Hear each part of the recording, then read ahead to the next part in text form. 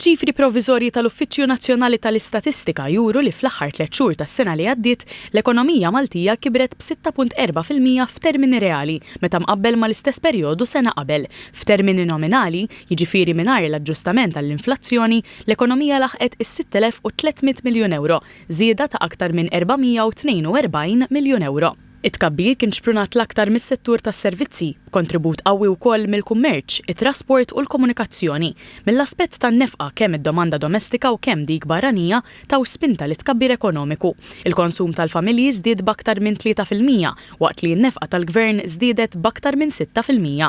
Miċ-ċifri joħroġ ukoll li l-esportazzjoni żdiedet b'6.1%, waqt li l-importazzjoni żdiedet b'3.9%, li jindika kontribuzzjoni pożittiva mill-kummerċ internazzjonali.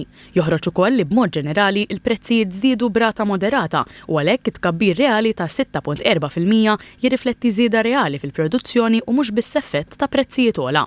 Mill-aspett ta' dħul l-istatistika tal-NSO turi li żieda fit-tkabbir ekonomiku ta' 442 miljun euro tqassam f'aktar minn 100 miljun euro aktar fil-pagi tal-ħaddiema, 140 miljun euro fi qlieħ negozji u aktar minn 200 miljun euro oħra f'taxxi fuq il-produzzjoni u l-importazzjoni. Iċ-ċifri jikkonfermaw li fl-aħħar kwart tas-sena li għaddiet l-ekonomija Maltija żammet ritmu ta' tkabbir sostnut xprunat minn konsum intern u attività qawwija fis-settur tas-servizzi.